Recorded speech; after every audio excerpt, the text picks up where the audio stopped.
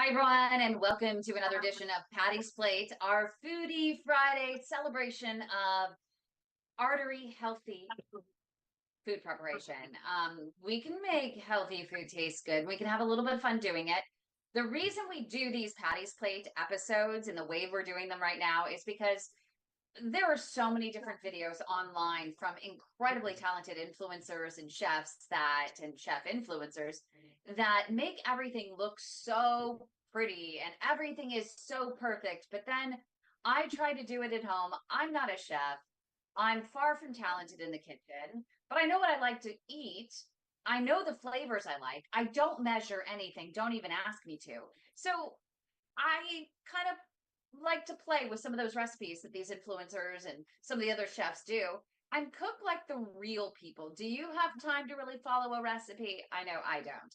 And I know my friend Douglas over in Texas doesn't either. And he doesn't even have the utilities at his place, the stove or the regular oven. Douglas is a single guy, you know, living in the middle of the nowhere, right, Douglas? And you have all of these portable devices that you are trying to work with to create heart healthy meals. And Correct. so it's right. And Right. so I you live came in to I me. live in a 29-foot travel trailer, and it is being single, but it's learning to adjust to what you have. Right. And being able to adapt. And, what was the reason you wanted more than anything? You're like, Kym, I know we could go crazy with all of these recipes, but we got to just do something simple because most nights I'm just scrounging in the refrigerator for whatever I can find, whatever's left over, whatever I can find in the freezer. And I know I have some tilapia in the freezer. I know I have some leftover veggies in here. What can we do with them? Can we do something with steamed veggies and put a tilapia on the grill and make it taste really good and festive for a Friday? So that's what we're trying to do. And for me also is being single and living on a budget where I don't I can't I know I have to eat properly, but I also have to adjust it to my what I make and what I can live on. So it's learning how to cook and eat healthy, living on an expense. Yeah. And the key that we always talk about is literally just finding ways in which you can just throw a bunch of vegetables, whatever you can find at the store, whatever is on sale, whatever is on the, one day only, it's half price type of rack, and being able to do something delicious with it. Like I was just able to do, I'll tell you what's in here in my Instapot. Instapots are literally just the most amazing invention ever because you can cook meals in here. But the key is the spices, finding all kinds of different flavors and spices. And I was talking to a friend of ours in the group today, Marcia, who loves to cook as well. And we joked that we don't even need salt. If you get the right spices and herbs and whatever you can find and just pour them on in here. And so for me, Douglas, I took the cue from you. And so we had a bunch of leftover. We have green beans, we had Brussels sprouts, I had fresh tomatoes, I had some fresh onion, I had some mushrooms, and I have Brussels sprouts. I do have some asparagus as well, but I decided I'm going to save those for tomorrow night. But that's what I got going on. I put in a little bit of water. I added some cilantro because we have some company coming over today.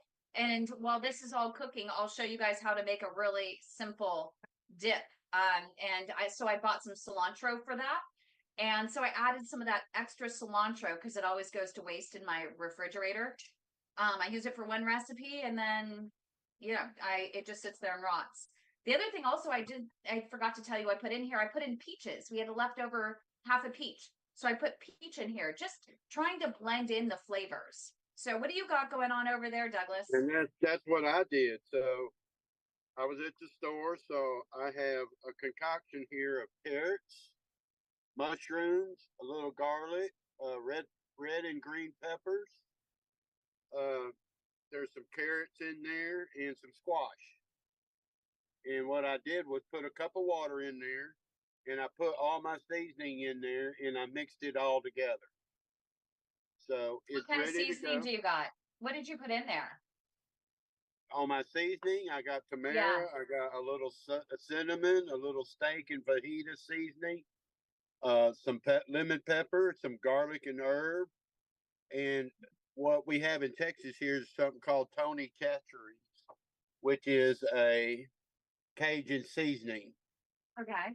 So I put that all in there, and it's been sitting in there for about an hour in the refrigerator, and I just mixed it all together. Same way Oh with wow, you did a little marinade, my friend. I'm impressed. I yeah, didn't even marinate mine. I I love did, it. and same way with my tilapia. So I have two pieces of tilapia, and I put the same seasoning on it, basically, and it's been sitting in the refrigerator also for an hour, and I turned them over. So it should be seasoned pretty good, and I'm gonna cook mine on my George Foreman. I have a George Foreman grill, and I'm gonna cook my fish on my George Foreman, but I'm gonna do my vegetables in my Instapot along with you. You're gonna make me look bad because I didn't marinate anything. And I actually still have my fish thawing out. We get all of our um fish from Great Alaska Seafood, and we because it's wild and it's easy that my dad and I eat fish 3 to 4 days a week. We eat so much of it. And so my dad and I are able to share one piece of fish. And so I didn't get it out in time. So it's thawing for a few more minutes here. Before I actually, I'm gonna probably for me, I'm gonna put some lime juice on it. I'm going to my favorite seasoning for fish that makes any fish taste good. I'm not the biggest fan of fish, but any white fish, it makes it taste delicious. Is that lemon pepper seasoning that you were talking about? I thrive on it. I can eat any fish if it has the lemon pepper seasoning on it. But I do think that I agree with you. Maybe a little bit of olive oil on it, and I think I could have added a little bit of lime juice. Oh, so you have it too. Um, I probably could have put it in the fridge for maybe a couple of hours and let it And this just is, seep in. I really like this. This is tamari, and I really like that as a topping to kind of go. I do my chicken in this also, and it's kind of like an Italian seasoning, but it just brings out the flavor for me. It Tamari, does. a little Asian flair there. Yeah. That sounds really good, actually. I might even add to this. I added a little bit of ginger. I was feeling like I'm going more of the in the vegetables. I'm going more of the fruity lime cilantro type of lemon pepper flavor And here. you So I know added just a little bit of ginger too. the thing about seasoning is what really is wonderful about seasoning is there is no end to what you can use and what you can do and what you figure out you like, what you don't like.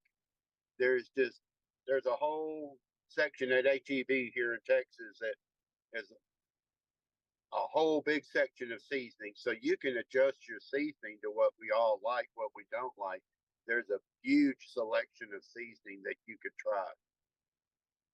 And you can even, if your budget is even lower, you can actually go to Walmart, you can go to the dollar store, and they always have an entire area of all kinds of different seasonings that you can play with at about $1 each. And just play with it, figure out what you like. Um, we're not perfect, we're not chefs. So we do a lot of experimentation and we have a lot of fun with it. The whole thing when you're cooking, and when we shifted, when I had to shift my dad and my mom at the time to a more heart healthy menu, it was really difficult because you feel like you have to go through these books and follow recipes. And it was hard because I was also working full time and trying to cook for them.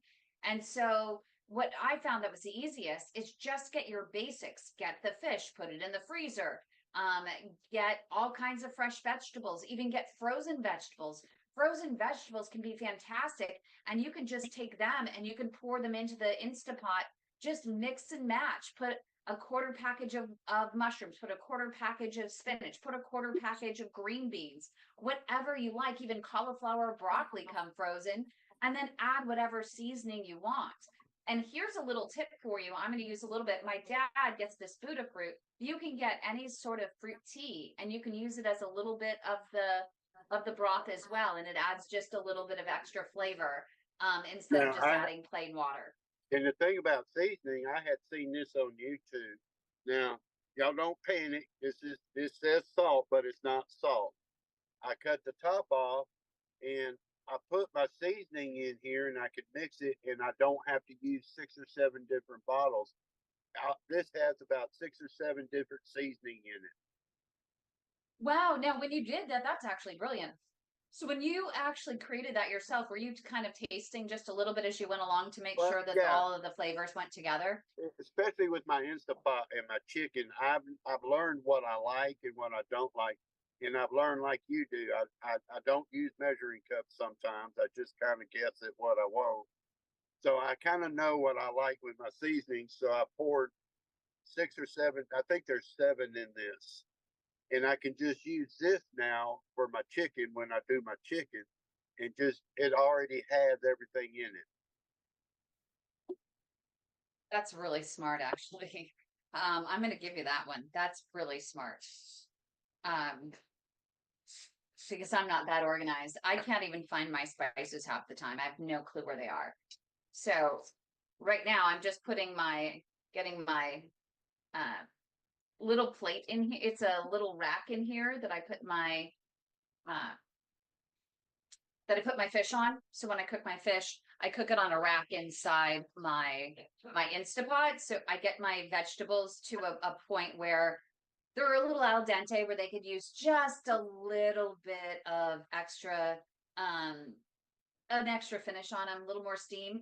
And so when I put my fish on, I put the fish on and I finish the vegetables along with the fish at the same time with about 3 minutes in the Instapot. 3 minutes in the Instapot is like 10 minutes of cooking because it has to heat up. I only use about a cup of water in there. And what I like about putting the vegetables in first, sauteing them, getting all the flavors in there, is that the steam is filled with those juices and they'll use those juices and the steam to actually cook the fish. So I'm going to And get that ready next. a thing we can remember is when, like, I'm using my George Foreman, it takes about 2 or 3 minutes for the fish, and because I don't have a George Foreman that has a heat selection, so mine goes about 500. So I know about an idea about how long to cook it. If you're going to cook your fish in your Instapot, wrap it in parchment or saran wrap so that it doesn't fall apart in the Instapot necessarily if you kind of overcook it or steam it just a little bit. Put it in parchment and it will stay together better and you're still getting the same cooking. Also an idea. That's really smart. So the halibut, we have a very, you can see I have a really thick piece. I mean, that's a piece of halibut. So that one is, I don't think it's going to fall apart. Plus I'm actually going to cook it less, That because looked I'm like going to have to, that looked like half a fish. I know, seriously.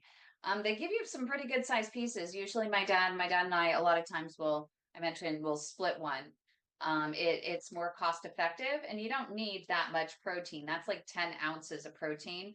Um, the dietitian that works with us always says that you should have about 3 to 4 ounces of protein with the meal. And so that's what we do.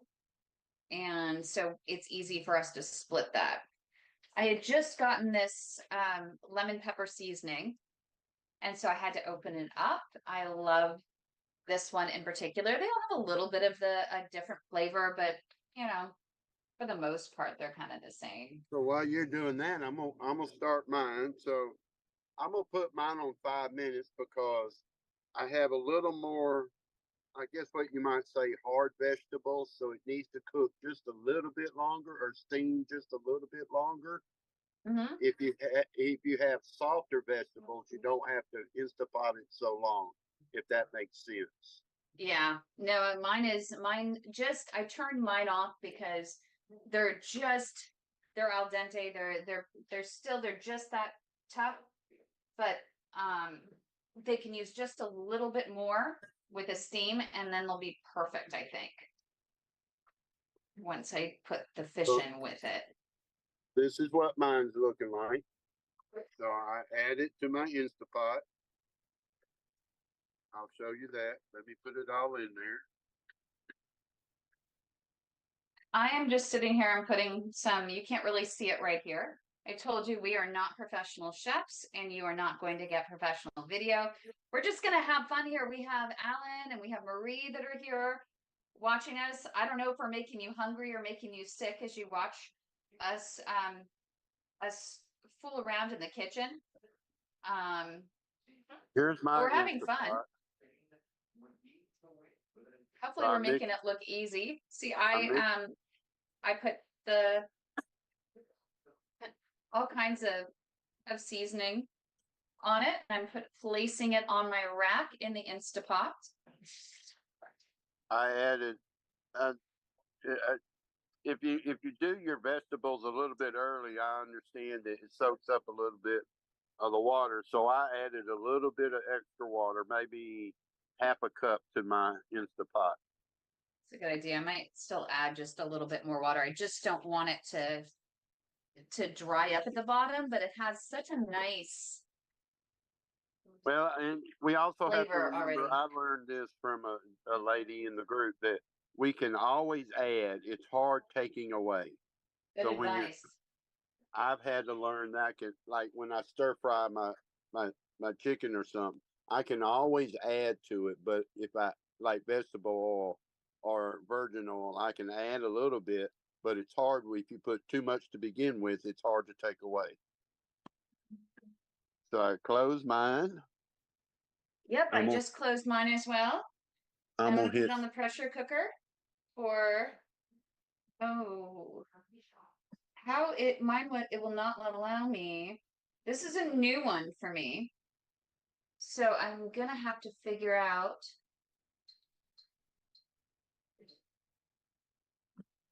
So I'm gonna do mine on pressure cook for 10 minutes. That This one has should. too many features. I'm gonna put mine on for 3 minutes.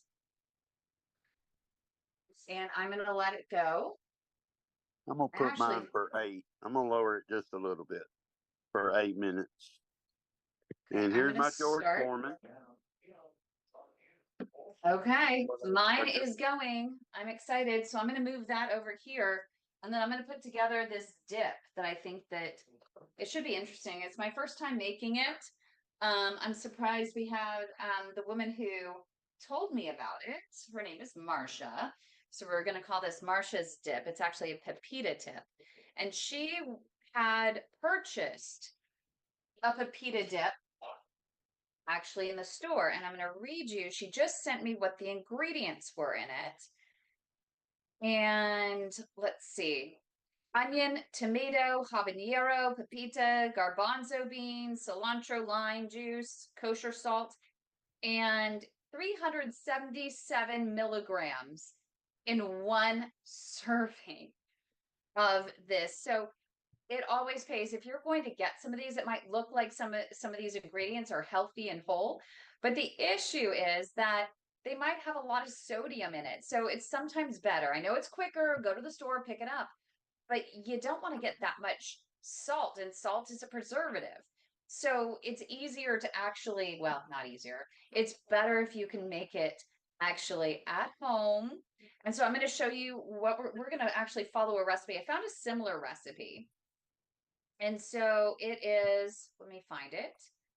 And then I will go through the ingredients I have. So it says you need a bowl, a measuring cup, a bag of chips. I'm going to show you, I have an entire plate filled with veggies that we're going to dip in it. Taste the rainbow. Remember all the colors of the rainbow you want to get in every single meal. We're going to use half a cup of extra virgin olive oil. I get my olive oil from Amphora Nueva over in San Anselmo.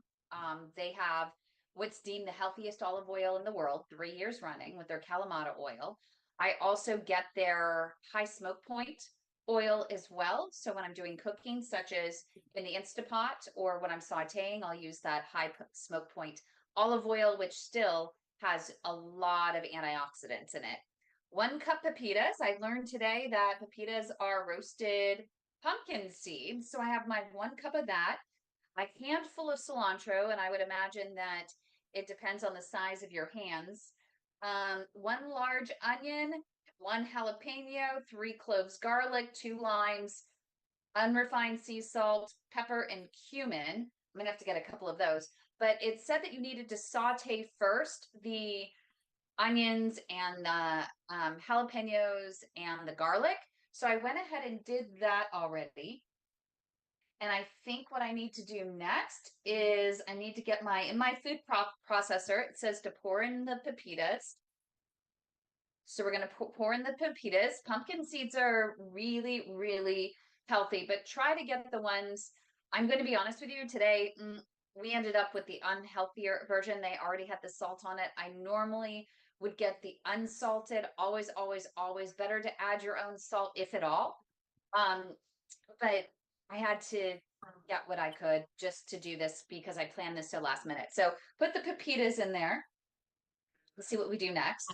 I need to actually find my cumin. So I'm going to let you guys, Doug, show us what you got going on there. I'm going to find the cumin and I'll continue with my dip in just a moment. So I got my Instapot going. It's warming up. And like I said, I'll show you. That's my George Foreman. So I'll wait till this starts about 8 minutes.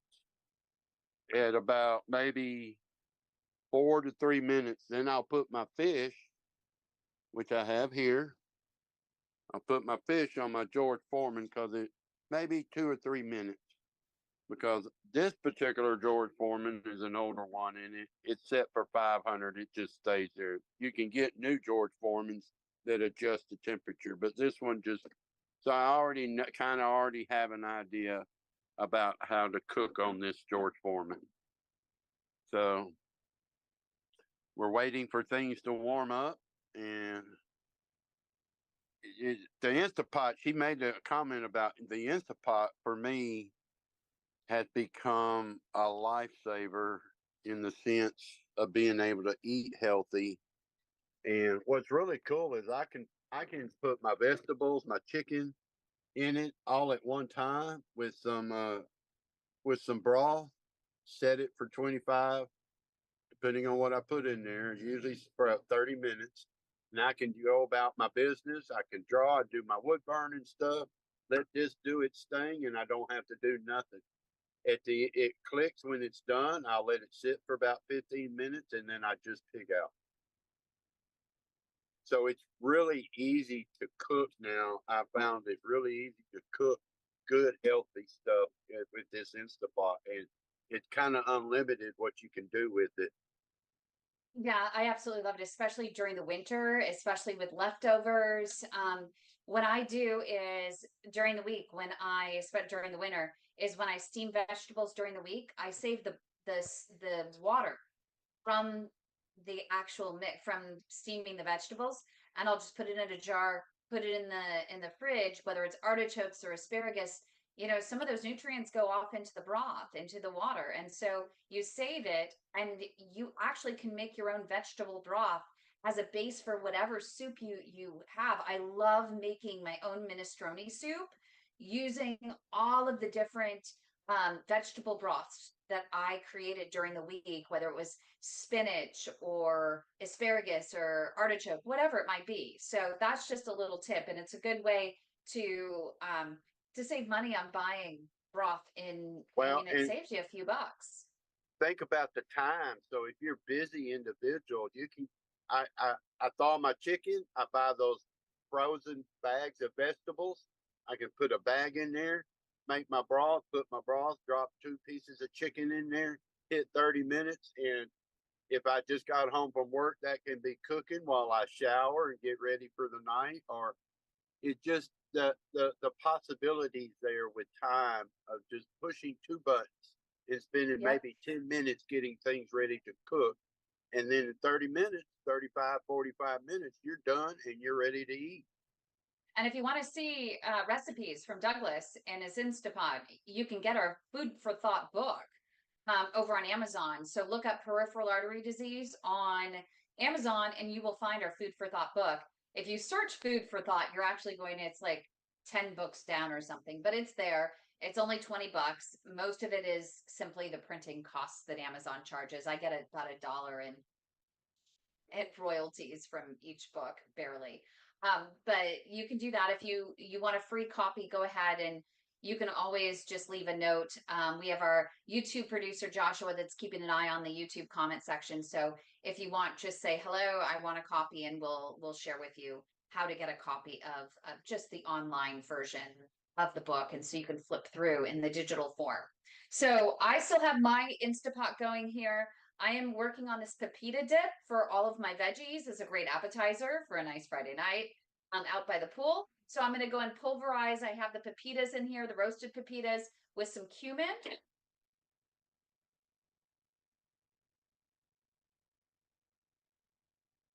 I really believe the possibilities Pulverized. are endless, aren't they, Kim? Oh About my gosh, yeah. about what you can really do with this.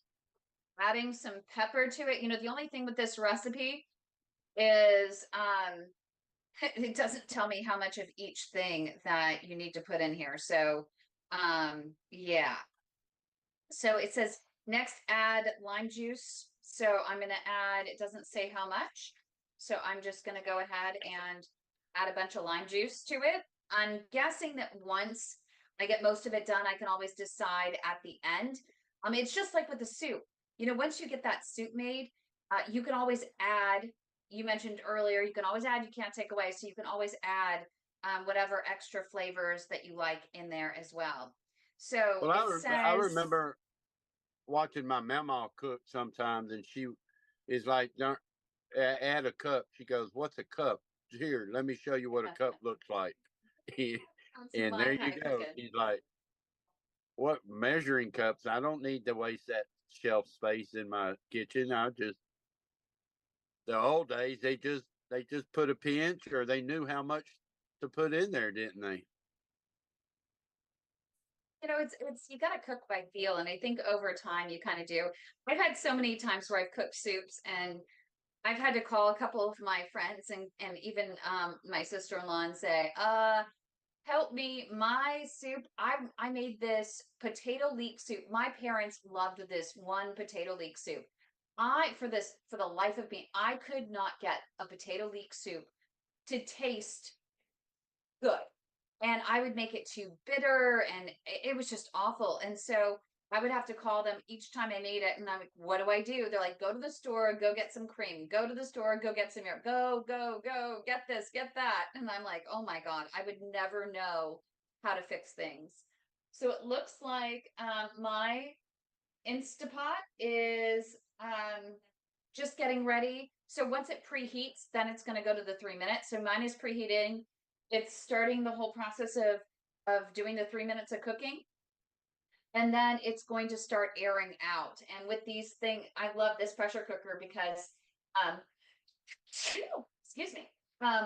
It actually has a little button here that I can, when I'm ready to release, if I want to release the steam sooner rather than later, it'll allow me to, which is great. And I don't burn myself. I have to wash my hand really quick. Hold on. Okay. I'm glad Josh, our producer, says it makes him hungry. That's really awesome. And Marie in the peanut gallery over here, the cashew gallery, I mean, it tastes she is funny. She says that it takes 2 minutes in the microwave to steam those vegetables, Douglas.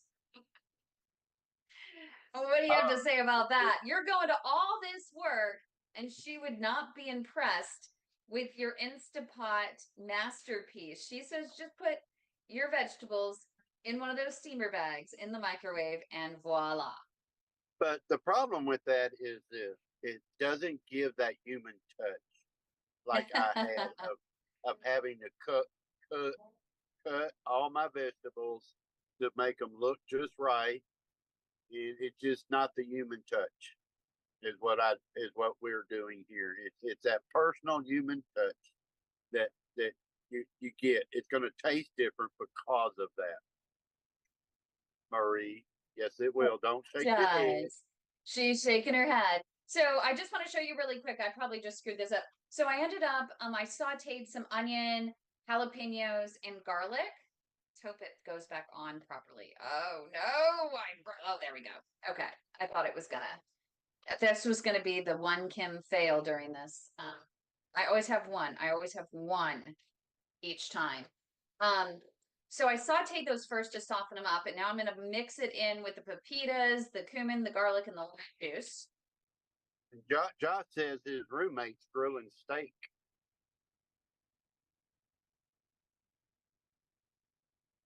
Wow. I think that Josh also said that we're making him hungry. So I'm thinking he's preferring our heart healthy meal. Just saying. Alan, what do you think? Kebab. Ooh, chicken kebab is really good. What do you put on your chicken kebab? Do you put onions and bell peppers? And oh, you know what I love is pineapple. Pineapple and lime. Turned out Pineapple really what? good. Pineapple and lime turned out really good. Oh, that sounds good. Sounds really good. And What what And you can was even that, do Alan? What was that garbage salad you're talking crap. about? Garbage salad is whatever you got in the fridge, man, to finish up the week before you go to the grocery store. So it could have anything. This week it had cauliflower, broccoli, a little bit of the asparagus tips. So you just kind of mix it all together Yeah. and you go with it. Yep. I think we had some spinach leaves left, and then leafy lettuce. Tomato, we had some of those mini cucumbers, things like that. And then So I just want to let everyone know I ended up putting some olive oil in here, half a cup of olive oil into here. It doesn't say here what to do with the cilantro. It's so funny with this entire, maybe I'm reading this wrong. Oh, there it is. Okay, good. It says to put the cilantro in. I just overlooked that. So I'm going to put the cilantro in with the olive oil. And hopefully this should be the last thing that we need to do to make this dip, and then we can actually taste it. But that dinner sounds really good. Did you or your wife make it, or was it a joint effort? No, that was me today. All me. Good Yep. for you. Wow, you've had a busy week. I mean, I'm so impressed. You must be feeling pretty good. I even made dinner last night, so I did good. Okay, I'm going to keep blending this for just a little bit.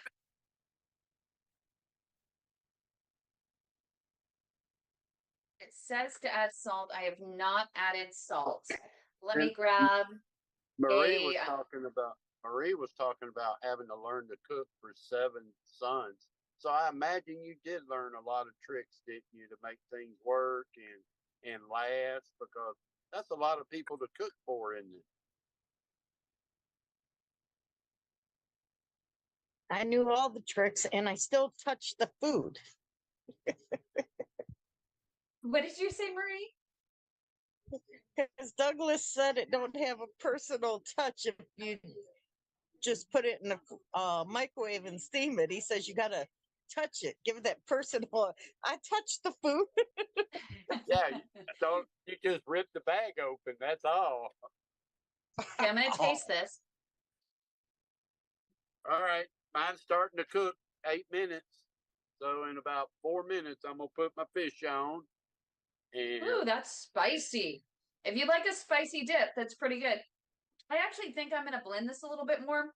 It's a little bit still too crunchy for my taste. what kind or of it's not spicy does it taste like? Can you It's describe it? jalapeno. It was a lot of jalapeno pepper. A lot of jalapeno pepper. A lot of jalapeno pepper. So I would use 1 instead of 2. I used 2. It actually has a nice flavor to it overall. Probably would use less cumin. It says to add a little bit of salt. I might add a little bit of Celtic salt. Has more minerals in it.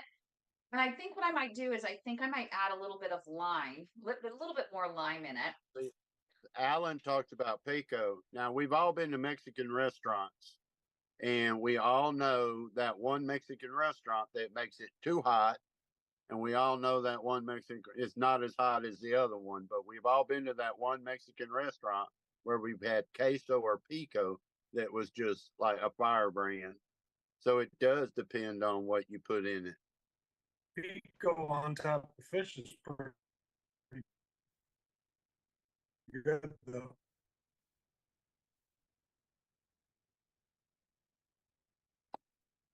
Another Okay, I'm blending this Al again. recipe. And let's see.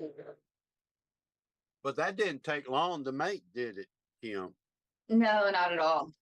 But I mean, I love that Marcia said that. I mean, it's easier just to go to the store, and it is easier just to go to the store, but this is far less salt and preservatives, other things in it. And I can actually, she said it was delicious as is.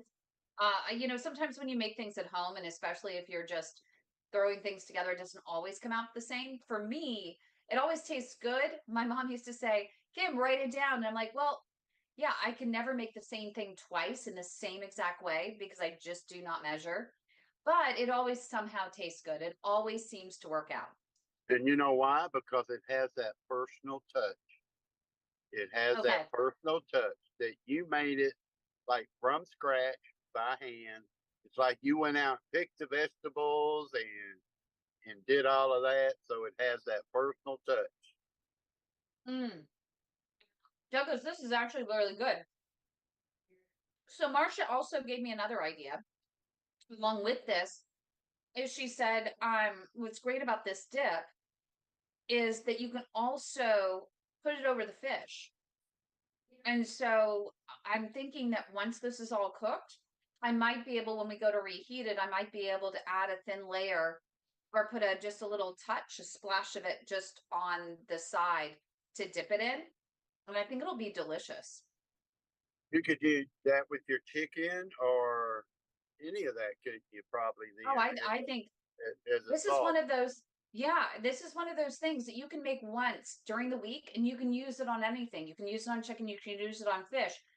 You know what I like to also cook, and maybe my dad and I will do this one night, is we make portobello mushroom burgers because we like to do a lot of general vegan things. And so I'll saute some onions, and instead of like mayonnaise, we'll use, you know, Dijon mustard, but then using a sauce like this would be brilliant because it adds that extra moisture and flavor that you need and you would expect in a burger. So it's delicious. It's absolutely delicious. And as I said, you can just play with the flavors. I would add a little less cumin than I did. You have to have a strong liking for cumin. I just discovered that it's not my favorite spice. I don't know that I would use it in the next time. Maybe a tiny bit, but I think I used way too much cumin. It has a little bit of an aftertaste, but overall, it's excellent. I commend her for having us make this dip. All right, look here, Kym. Here we go. We got my fish. Oh my gosh, did you cook it that fast? Oh, That's no tilapia way. with Wow. everything. So we're gonna put Now, that did on you? my So gonna it's put not that cooked on yet. my George Foreman. Okay. So, you know, a little secret, Douglas, especially if you have skin on a fish, put a little No, olive that doesn't oil. have skin. It's skinless. Oh, is it? I couldn't tell. I'm way back too far, and I don't have my glasses on. But if you do have skin on a fish, you can put a little bit of cinnamon and nutmeg with a little bit of olive oil and some garlic on the bottom. And it actually, even if you don't like skin, if whomever's cooking it makes it a little bit crispy, it's actually pretty good. Doesn't taste fishy. Well, and on this, I used a little cinnamon with the seasoning. I did do that. Oh, perfect. I'll be right back. I'm gonna get the verdict from my dad on this while you're putting that on the grill. I'll let you take The over. cinnamon's actually pretty good for us. I guess it would be helpful if I plugged my George Foreman in. It's a dip. Wouldn't it? Fish doesn't cook if it's not plugged in. I did a Kym. How about that? Need more lime or more salt or more pepper? Y'all don't tell her I said that. Let me show you. It's okay the way it is. Here we go. Maybe a little bit more olive oil. That's my fish on my George Foreman. That don't look very hot there, Douglas. Well, it doesn't get hot unless you plug it in, Marie. I plug That it does in. help. So, You need an extension cord, Doug, or what? so give it a, this is what it's like cooking in a 29-foot travel trailer. Well, I haven't done that. I got to admit that. You have learning how to make do. Isn't that what we do with PAD every day? Learn new ways of doing things, don't we? And that's what's called life, isn't it? How many of Yes, us are sir. learning how to eat properly? We're having to learn how to walk again. We're learning how to live again with PAD and all the things that it creates with us. It's the same way here. We just learning how I've learned how to cook in this small travel trailer, and it works. I had to experiment. I had to try different things and try this and try that and adjust.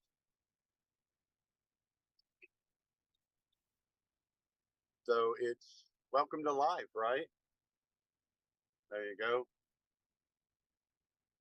We just have Learning to learn. something new today, actually about PAD, which I didn't even know. I thought you'd appreciate this. We had someone in our group that ended up reporting that they had an okay ankle brachial index test, the ABI test, where they placed the blood pressure cuffs on your arms and your legs and they measured the differential. It seems logical, but I never really thought about it. Doctors have never talked about it, that it can vary if you have high blood pressure. So if you go in and you have white coat syndrome, where your blood pressure goes up when you're in the chair getting tested, or if you see something, or if you're running to the appointment because you're late, or whatever, and your blood pressure is high, that can actually affect the ABI results. I had no idea. I talked to the folks at Biomedics, which create an ABI test called PADNET, PADNET, and they were telling me that it can actually have an impact, because this patient was actually really upset because it looked like the ABI had lowered significantly and she wasn't feeling the symptoms. So in that case, if that happens to you, double check what your blood pressure in your arms were, number one. And two, you can always ask for an additional test to reconfirm. And number three, that test may not be the ABI, it might be a leg artery ultrasound, which would further confirm if you actually do have a serious issue going on.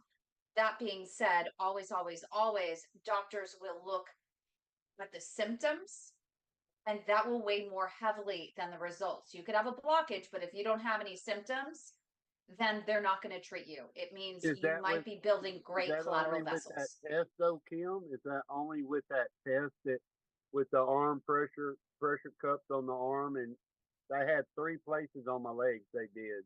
So is that with that test only?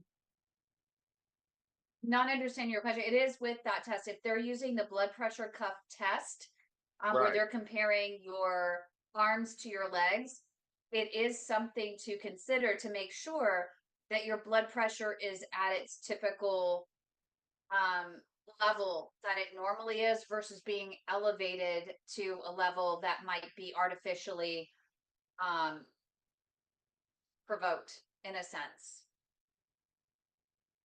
I'm curious that, what any of our doctors say, and it would be interesting to pose this to Dr. John Phillips during our Saturday, the Heart of Innovation. I think we should put him on the spot and ask him how he actually views the ABI test, and whether he takes into consideration that maybe someone's blood pressure in their arms that day might be outside what's normal for them in the history. And the other thing is that if that does happen and your blood pressure is up, what you might do is ask them for a blood pressure monitor to be able to see if that's really your normal blood pressure at that level. You might even need some blood pressure medications. I'm even curious if blood pressure medications might artificially affect the ABI. I would be skeptical because I had to go through a little thing where I wasn't feeling too good, and they took my blood pressure laying down, my legs elevated, sitting, standing up, and they were all over the place on both arms. Completely So different that's where readings. they should have different readings. So And it sounds check like this they did out. the right thing. Check this out real quick. Look here, Kym. Oh man, wait. Look. Mm, It's the rainbow, Douglas. looks really good. Look at that steam coming off. And then we got the George Foreman going. Oh, that smells so freaking good. That is, oh man, that's gonna be perfect. But you know you can smell the seasoning, right? I can smell that cooking on the George Foreman. Let that cook for just a little bit more. Look at Kym. Yeah, I have some amazing. So I put the dip in the middle. We have a little bit of the rainbow. We have the red. We have the orange. We have the green. So we got some of the rainbow in here, and with the dip. So that should be delicious when we have company over in just a little bit. I think mine is just about done too. Oh wow, that looks really good. Okay, so I'm gonna probably plate this so we can see actually what it looks like. I'm gonna put it on a little plate. First, I'm gonna take the fish off here. And I mean, look at this fish. It is just beautifully, beautifully cooked. I mean, look at this. It's just flaky. It's beautiful inside, not dry. Whoops.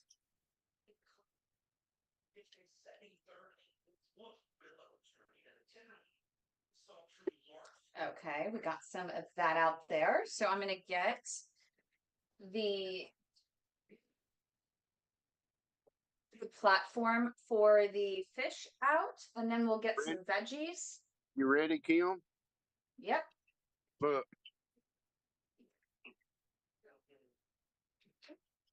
Oh my God, that looks so much better than mine. That looks really good, Douglas. So again, what vegetables did you use in there? Looks like you have everything. You have the entire rainbow. Yeah, I have carrot, mushrooms, garlic, squash, cucumbers.